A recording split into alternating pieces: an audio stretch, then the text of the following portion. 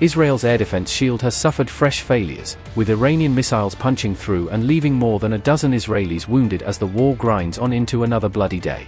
After earlier strikes on key Israeli telecom and infrastructure hubs, Iran has now rained fire on major cities, compounding damage to essential services and deepening the sense of vulnerability on the home front.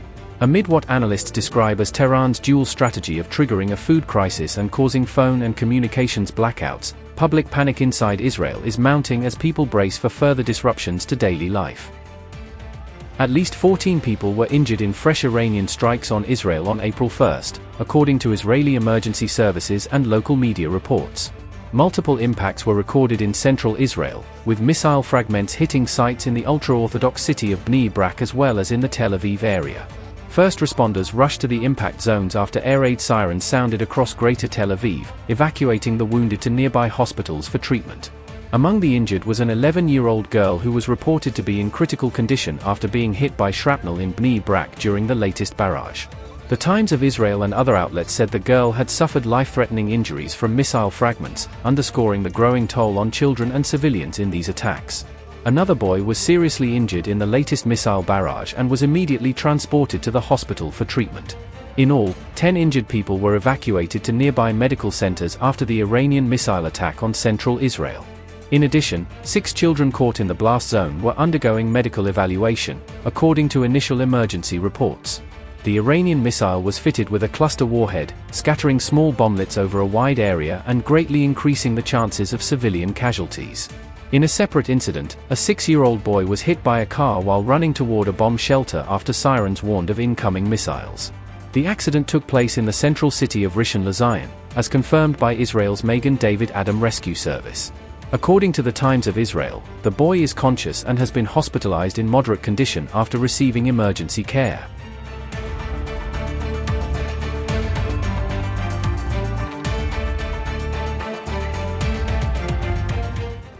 Even as the US president signaled he wants to slow down or halt the war, Iran defiantly escalated the conflict by launching a new round of strikes deep inside Israeli territory. On March 31st, Iran dramatically widened the battlefield, opening fresh fronts and hitting what it calls US and Israeli targets across multiple points in the Middle East region. The IRGC boasted of what it describes as heavy, coordinated attacks on American and Israeli positions, branding this as Wave 88 of its ongoing Operation True Promise 4.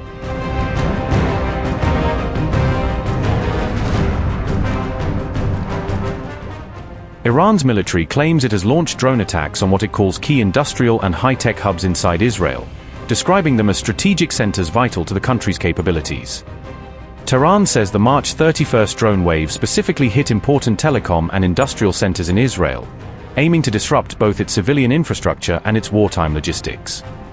Iran's forces further allege that their targets included sites linked to global giants such as Siemens and AT&T inside Israel, accusing these firms of indirectly supporting its adversary systems. According to Iranian statements, some of the strikes were directed at facilities close to Ben Gurion Airport and the crucial port city of Haifa, both seen as critical nodes in Israel's security network.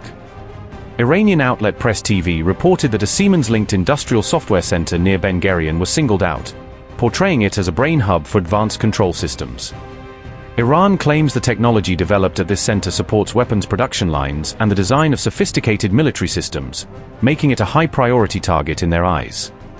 Officials in Tehran also pointed to a telecom research and development hub in Haifa, which they linked to AT&T, saying it was hit because of its role in advanced communications. Tehran alleges this Haifa facility develops networks, cloud platforms, and artificial intelligence tools that underpin Israeli military operations, framing the strike as a blow to its digital backbone.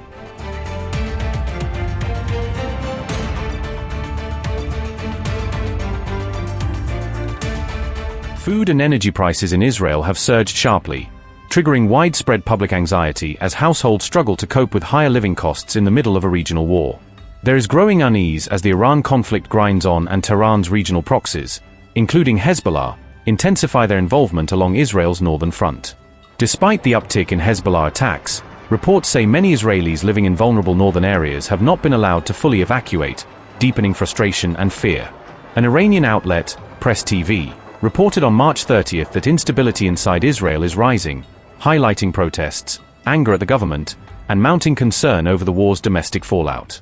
Hezbollah has claimed dozens of attacks within a 24-hour period around this time, with some reports citing figures of over 30 strikes in a single day, using rockets, drones, and artillery against Israeli military sites.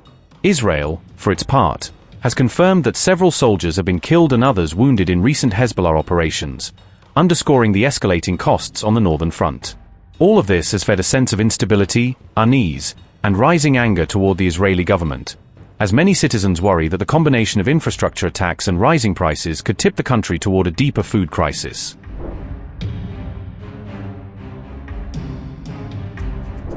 Iranian missiles have caused fresh havoc at a key Israeli industrial site as the war grinds into its fifth week, underscoring how critical infrastructure is increasingly in the crosshairs.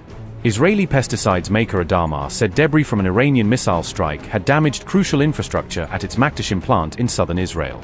The company reported that a warehouse holding finished products, along with production equipment and essential systems, had been hit in the incident. The damage at the pesticide facility was detailed in a March 30th report, which highlighted the growing impact of missile and shrapnel strikes on Israel's industrial base. Adama, which produces crop protection materials and is part of the Chinese-owned Syngenta Group, said no injuries were reported, though the full extent of the damage is still being assessed. The company, in a statement to the Tel Aviv Stock Exchange said, quote, efforts are underway to resume normal operations in a gradual and safe manner as soon as possible. The company is assessing the impact on its operations and financial results, as well as the expected timeline for restoring the affected facilities to full operation, unquote. Iranian missile strikes on an Israeli pesticides factory came soon after Tehran hit the key port city of Haifa, signaling a broader campaign against critical economic infrastructure.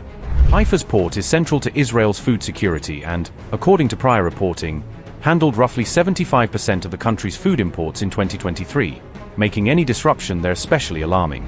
The city was targeted by Iran in what it described as its 33rd wave of missile and drone attacks on March 10th, underscoring how frequently this strategic hub has come under fire as the war has escalated.